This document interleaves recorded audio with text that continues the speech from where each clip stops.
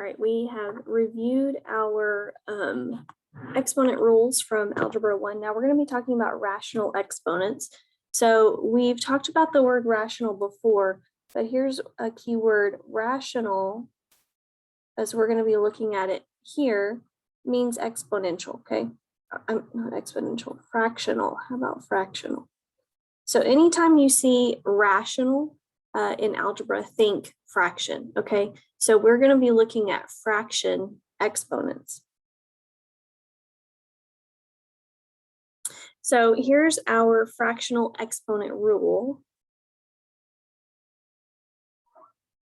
For any real number, and we're going to call it A, and integers N and M, here's our rule.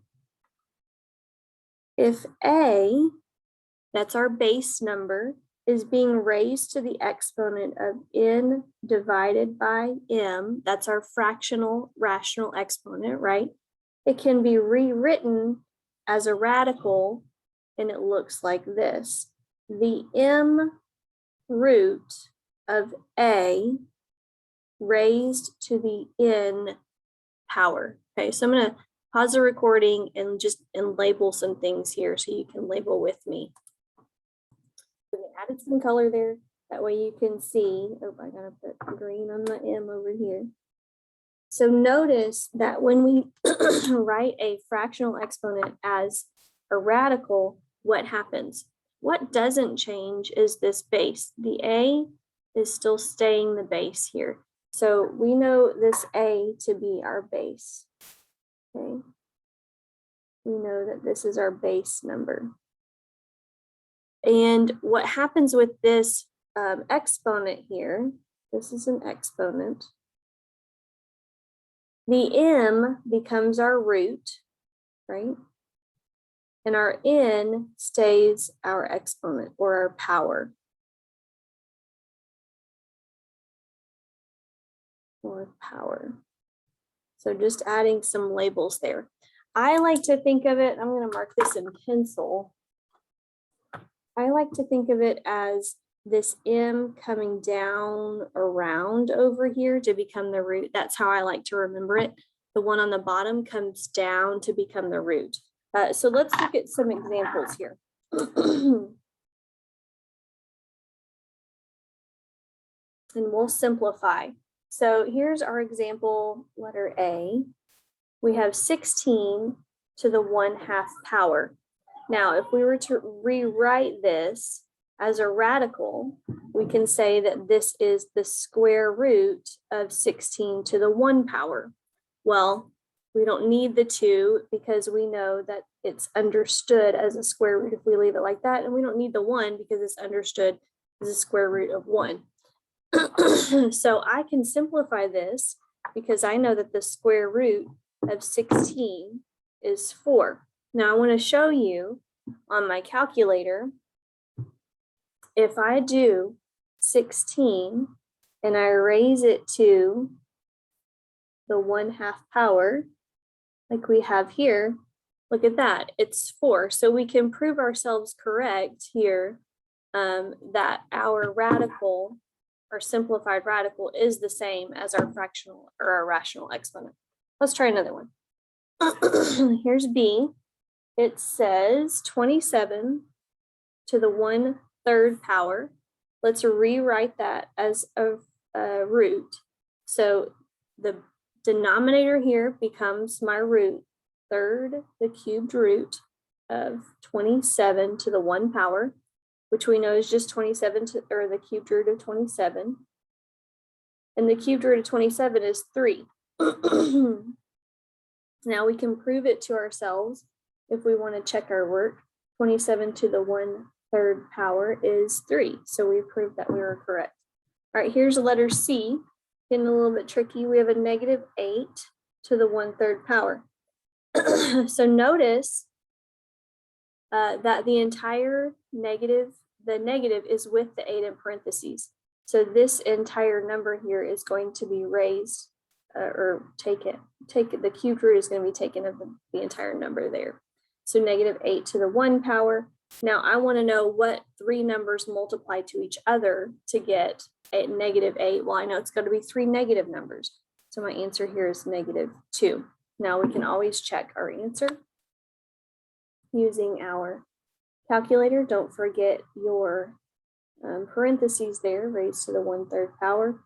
Then we get -2, just like we have here. All right, last example, here's D.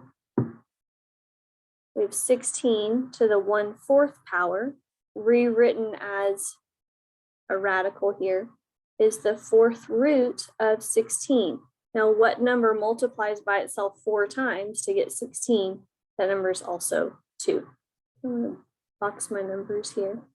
Now, these are just simplified, so we're starting off a little bit easy. So let's do some exponential notation.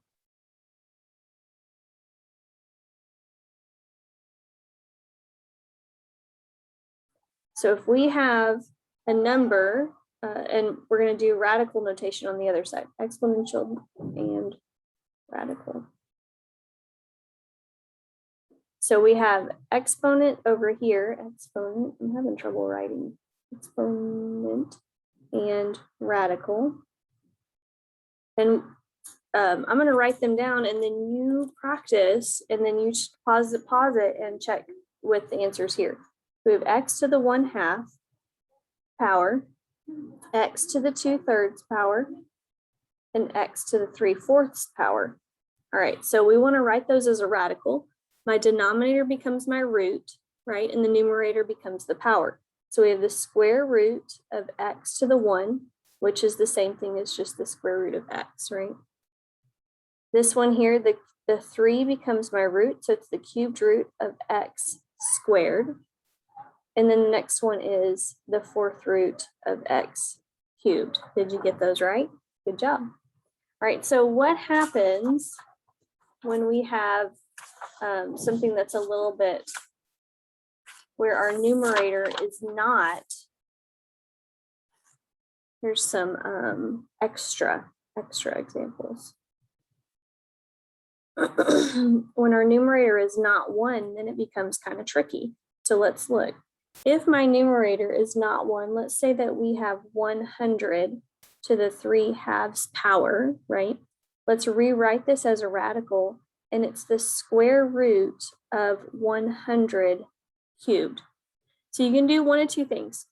You can take the square root first and then raise it to the 3rd power, or you can raise it to the 3rd power and then take the square root. It's up to you.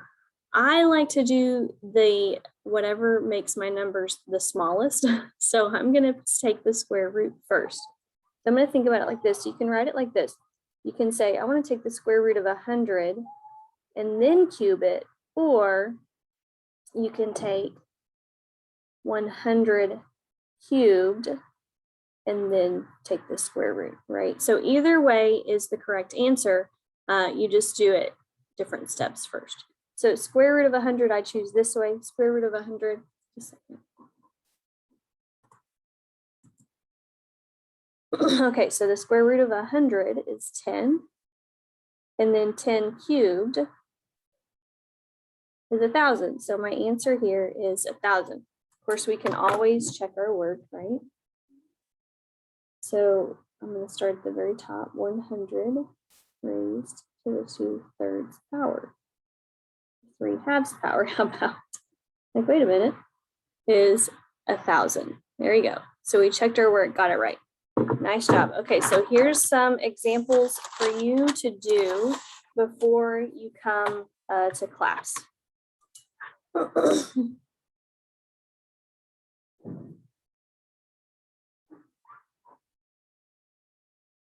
So we'll have 5 examples here. Here's your first example.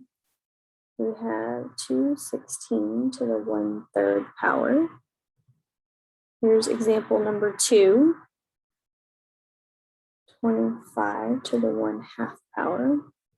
Here's example number 3.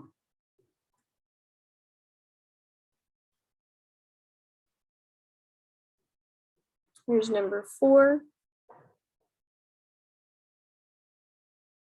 And here's a tricky one for you. Example number 5, 121 to the -1/2 power. So remember what to do when you have a negative exponent there. All right, so these are your homework examples. Please make sure you work those out before you come into class the next time.